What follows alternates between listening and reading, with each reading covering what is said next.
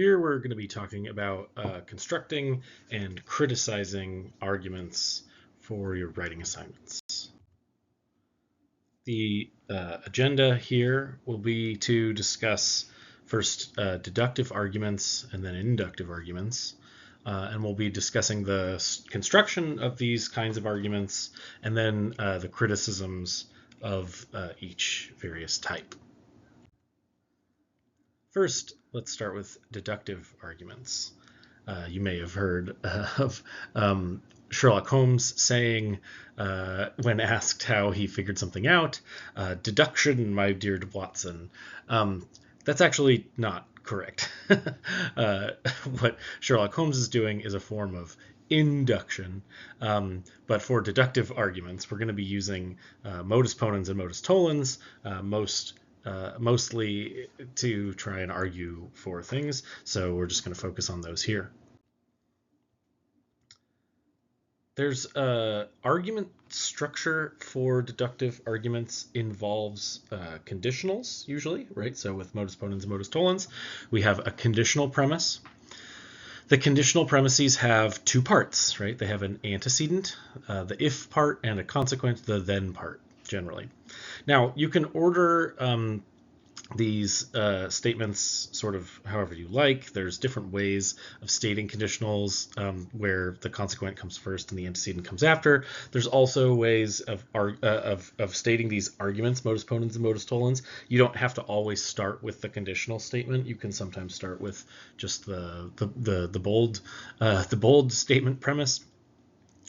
But these are the two general structures, and when it comes to creating or constructing one of these arguments for yourself, you need to be consistent in how you state the sort of component parts, the antecedent and the consequent. So modus ponens is if A, then B, A, so B. Where the A's are, you would put the exact same sentence in there. And where the B's are, you would also put the exact same sentence in there. That's what I mean by be consistent here. You can't change the wording or the phrasing very much without running afoul of the way that the argument is structured. Similarly for modus tollens, if A then B, not B, so not A. Here, you do get to build in the negation, the sort of the word not or the word no or something like that, and you can do that without changing too much structure in the underlying sentence that here is just being signified by A or B. So, for example, taking the JFK assassination, if Oswald didn't shoot Kennedy, then the JFK assassination was a cover-up. That's a conditional premise. Premise 2, Oswald didn't shoot Kennedy. So you see here I have the exact same sentence in the antecedent of 1 and as the premise in 2. And so it follows from there. So the JFK assassination was a cover-up.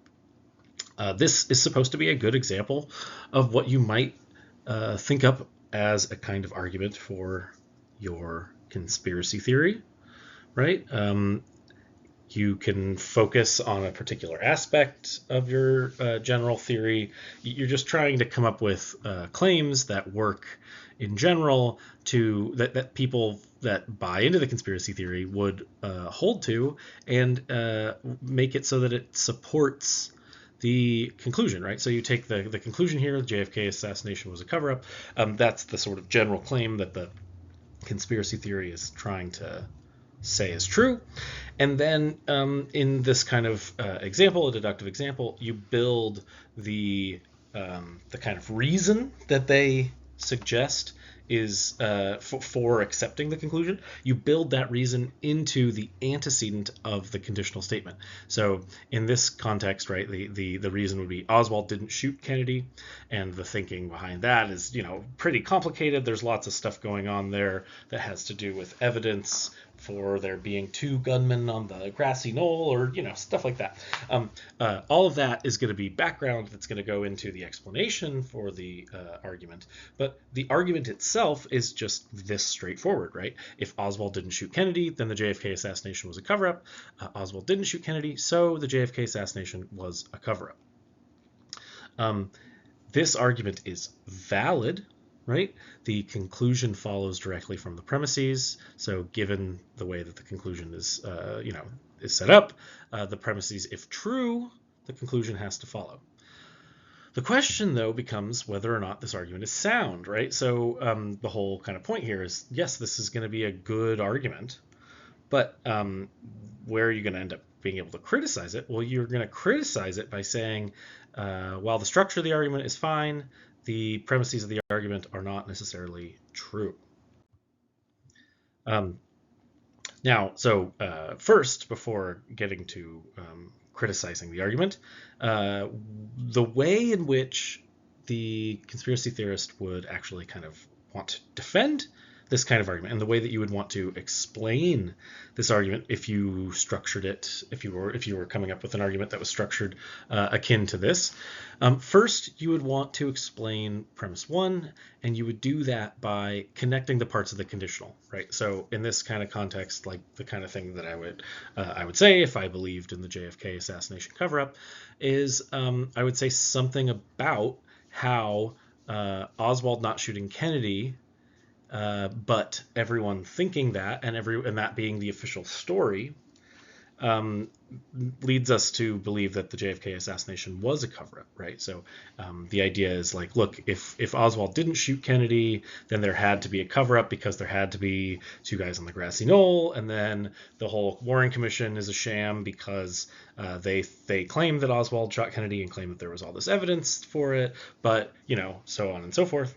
And then premise two here is just the bold statement that Oswald didn't shoot Kennedy. And so here for premise two, the explanation or the backing up of that would be the evidence for that premise, right? And so that's how you would actually kind of try to defend this style of argument, right? When it comes to the conditional premise, you want to explain the connection between the antecedent and the consequent and why that connection holds. And then in the second premise, you want to explain the evidence behind that premise, right? So if it's an instance of modus ponens, you're going to be defending the antecedent, and if it's an instance of modus tollens, you're going to be defending the negation of the consequent. That is, you're going to be saying, no, it's not the case that the second half of the conditional statement. Moving on from there to criticizing deductive style arguments, because the deductive argument is such that as long as it's a valid style argument, right? So the first way to criticize a deductive argument, of course, is to say, hey, this isn't a valid argument. It's not even the right form. And that's in a case where you've got an argument that's denying the consequent, denying the antecedent or affirming the consequent. Those are forms of invalid argument. But in the case in which you have a valid form of argument, like modus ponens or modus tollens, your criticisms have to be one of the following. You have to deny one of the premises because the premises are such that if they are true, then the conclusion follows. So you can't just say, oh, this is a bad argument. There's some sort of disconnect between the premises and the conclusion. There's not. If there's a disconnect in a valid style argument, that it's not a valid argument, right? So what you have to do here is figure out which of the premises is false or which of the premises is criticizable. So the two ways that you can do that are one of these. First, if you think you can deny the conditional statement, you can deny the connection between the antecedent and the consequent of the conditional. That's one way that you could argue in this kind of context, right? Say Oswald didn't shoot Kennedy, then the JFK assassination was a cover-up. Well, that might be false, right? Like how could that be false? Well, there's different other possible ways in which it might be true that Oswald didn't shoot Kennedy, but that the JFK assassination wasn't a cover-up, right?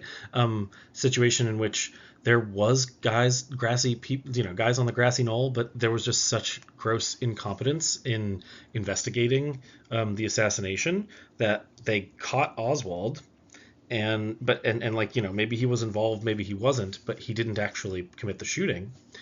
Somebody else did, and there was no cover up. There was just a gross bungling of the situation. That's a possibility. If that was a possibility, then there would be reason for thinking that premise one is false. Or another way to critique this argument would be to reject the evidence for premise two. Rejecting the evidence for premise two would be whatever the evidence is that Oswald didn't shoot Kennedy that somebody might promote to you, you'd say, there's holes in this story, this evidence isn't very good, it's shoddy, or there's reasons for disbelieving whatever evidence there is for whatever reasons.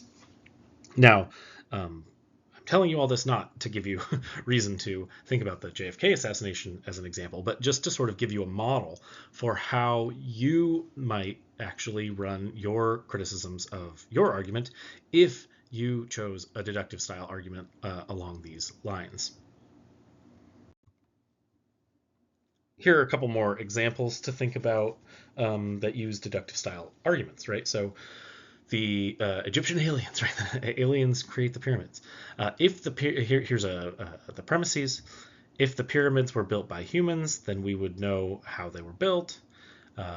Premise two, we don't know how they were built. Conclusion, so the pyramids were not built by humans. That's sort of a way of structuring this kind of argument, right? This is what's called a modus tollens style argument. We've got the conditional premise, and then we've got the denial of the consequent, the negation of the second half of the if-then statement. And then what follows from that, the conclusion, is the denial of the first half of the conditional statement, the denial of the antecedent. Now, in this kind of argument, if you were to defend this argument in the first place, you would want to make a connection between the pyramids being built by humans and how we would know that they were built. And then you would want to give evidence to the effect that we don't know how the pyramids were built. And then in critiquing this kind of argument, you would want to explain, how it's possible, maybe in the first, if you were to deny the conditional statement, you would say how it's possible that the pyramids could be built by humans, but we wouldn't know. We don't know how. Or you could deny that we don't know how the pyramids were built, right? You could say, no, look, we do know how the pyramids were built. We're just not sure about the specific technique. There's lots of different ways that the Egyptians had available to them, and we just aren't sure which one they used, but we know that they used one of these. Something like that, right? So that's how this kind of thing could go. Another example, the Princess Diana case, right? So if the royal family thought Princess Diana would expose the dark secrets of Prince Charles, they would have had reason enough to have her killed. Premise one. Premise two, the royal family did think Diana would expose the dark deeds of Prince Charles, right? So here the word did gets added, but that's just to sort of make it clear how this argument is supposed to go. And then the conclusion, so they had enough reason to have her killed. And then finally, this other style of argument, and these are all supposed to be examples, right? So there's lots of ways to both defend these and criticize these, and these are just examples of arguments that you might give, and the way that you would structure them. The final one, Blucifer here. If you've ever been to the Denver International Airport, you'll know what I'm talking about. So the Denver Airport underwent extensive rebuilding that seemed unnecessary. Then that's sort of just the bold statement. Then the conditional statement comes after that. The Denver Airport needed an extensive rebuild only if it was being connected to an underground tunnel to the mountain lair of the New World Order. The conclusion. So the Denver International Airport was rebuilt to connect it to a mountain lair of the New World Order. Here you see that I haven't exactly stated the the premises in a perfect way, and that's acceptable if you're kind of explaining along the way how the argument is supposed to go. It's nicer if you can make it very clear and put it in this very simple if-then formula. But here, the phrase "only if" in the middle of the second premise works just the same way as the if-then premise does. So it's okay as long as it's clear to me that you really understand what you're doing. And here's Lucifer for you. He's the demon horse of the Denver International Airport. Now we can move on to inductive arguments, many of which your conspiracy theories will actually be most probably understood as this sort of argument. So yeah, most conspiracy theories use what we call abductive inferences to the best explanation. But sometimes you get conspiracy theories that involve other types of inductive arguments. So in a general inductive inference is where you go from lots of cases of a certain sort. So there's lots of white swans that I've seen to a general claim claiming that all swans are white, or an analogical inference, right? Cases of X are usually Y, right? So case Z is a case of X, so it's likely a case of Y as well. Situations, here's a silly one. Situations in which I see swans are usually situations in which I see white swans. The next situation in which I see a swan is a situation in which I see a swan, and so it's likely to be a situation in which I see a white swan as well. Analogical inferences work in lots of different ways and are a little bit more complicated to sort of give a general explanation of, but you can read about them, and if you think that your argument fits that structure more plausibly than anything else, then you can come bring it to me and we can discuss it.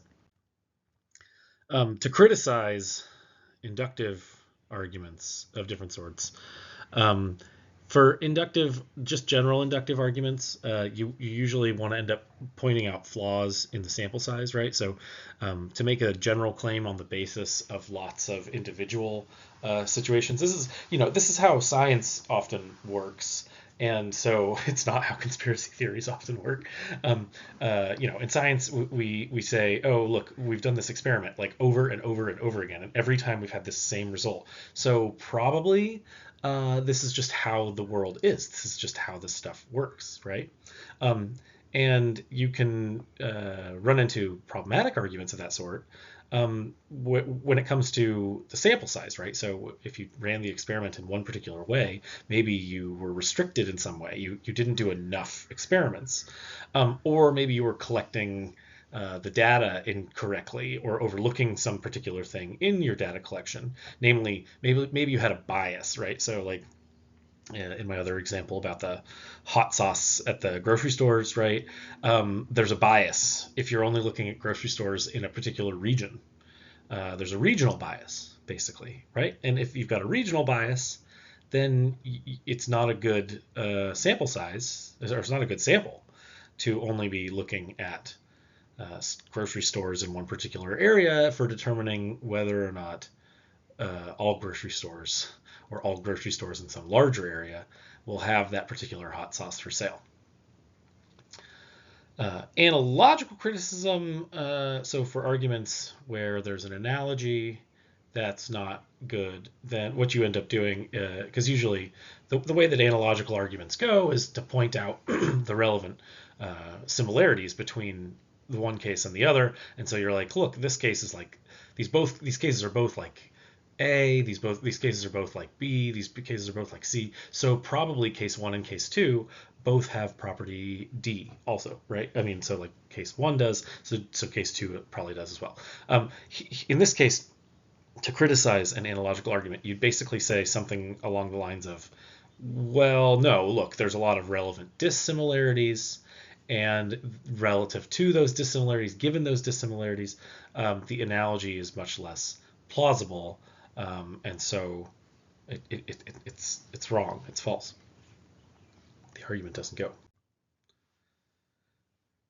Abductive arguments, though, on the other hand, are the ones that are most often used in conspiracy theory type cases, because conspiracy theory type cases really are supposed to be most often inferences to the best explanation, or that's just generally what they present themselves as.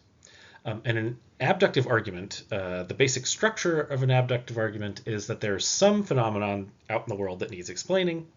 Then there are theories that try to explain the phenomenon, and then there's some set of evidence that all the theories kind of have access to or are based in. And then you choose the theory that best coheres with the evidence, that best explains the phenomenon and takes all of the evidence into account, or something like that. Here's a really simple example. Imagine you get up in the morning and you walk into your kitchen and you see an empty glass of milk on the table. Well, there's lots of possible theories as to how that glass got there. One of them is that your roommate got up in the middle of the night and had themselves a glass of milk. Another one is that somebody broke into your apartment and didn't take anything, but did take, drank a glass of milk and then left the glass on the table.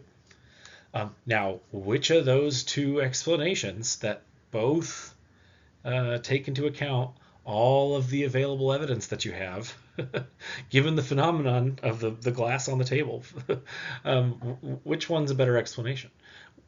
Well, one of them is just way more likely than the other. When you have abductive arguments and you want to offer some criticisms of them, there's lots of different ways to do that. One of which has got to do with the test formula that we discussed, or like sort of is in one of the chapters in the textbook, and you can look over that. That's generally a good way of thinking about this. But when it comes to conspiracy theories, well, more often than not, abductive arguments of this sort are you've got competing theories that are both good theories, right? You've got competing scientific explanations, and they're both really good, and so you have to like weigh things very closely. When it comes to conspiracy theories, that's usually not the case, right? It's usually a conspiracy theory and like a common sense explanation, and the common sense explanation is usually the right one, and there's reasons for that right here, right? So you can take the two theories, or you can take the conspiracy theory, and you can ask whether or not the theory itself is consistent with fact, right? Oftentimes, conspiracy theories rely on extreme claims that aren't consistent with fact, and so that's problematic, right? That's problematic. If the theory that you want to believe in relies on something that's false, well, then that theory is going to be problematic because it's going to be false. Another thing you can do is just ask whether or not the theory itself tries to ask you to base your belief in it in something that's incredible. This is sometimes called begging the question. So if, say, right, the theory that the Loch Ness Monster exists or is in Loch Ness. Well, that theory, to take it seriously, you have to believe that it's possible for a creature or dinosaur or something to have lived in the lake in Loch Ness since, the time of the dinosaurs. So it's either got to be really old, or there's got to be some like hidden group of these things that are somehow procreating in some, but still nobody's seeing them. The possible, so just take the claim that it's really, really old. Well, begging the question in this case would be like, look, if in order to ask me to believe in the Loch Ness monster, you need me to also believe that it's possible for a dinosaur to live millions of years. That's problematic. Why? Because I don't accept the first claim. I don't accept the claim that it's possible for a dinosaur to live for millions of years. And so I can't accept the second part of the argument. You're asking me to accept the Loch Ness monster, but you're begging the question, right? You're begging? You're asking me to believe this thing, but I already don't believe something that the theory itself is based on, and so you can't ask me to do both. Another thing here is to just ask whether or not there are other theories in the offing that are far less incredible. So, like in the case of the Loch Ness monster, there's lots of possibilities that there were just funny shaped logs in the water, and that's why people got the pictures that they got, right? Things like that. Are there just other theories that really don't take you for a ride is the best way to think about it, and then to just sort of give those theories, right, to explain how those theories really are ultimately much more plausible than the conspiracy theory. An example here is going to be not 9/11, whether or not 9/11 was an inside job. There's definitely some interesting claims and supposed evidence that 9/11 was an inside job. But right, there is a much more simple and plausible seeming explanation that is more in line with what the the government has said and the news media believes actually happened, right? Having to do with Bin Laden and Al Qaeda and people coming here and trying to commit a terrorist attack. Now, sure, there are other crazy seeming facts, like the fact that somebody took out an insurance policy on the Twin Towers not very long before they were attacked. That seems pretty suspicious, but it's also totally within the realm of possibility, right? I mean, like, imagine the guy had taken out the insurance policy like 5 years before instead of less than a year before. Wouldn't it still have been just as suspicious seeming? Like, maybe it's a little bit less, but it's still like, oh, he just took out this insurance policy not that long ago. I mean, yeah, problematic. But there are other theories in the offing that are simply more plausible than the conspiracy theory. Or take the case of homeopathy, right, where there's just a straight up case that is a better explanation, right? Homeopathy, you take this super tiny amount of this thing and mix it in. Well, there's the what's it called, the placebo effect. That's a possible better explanation for why you got better.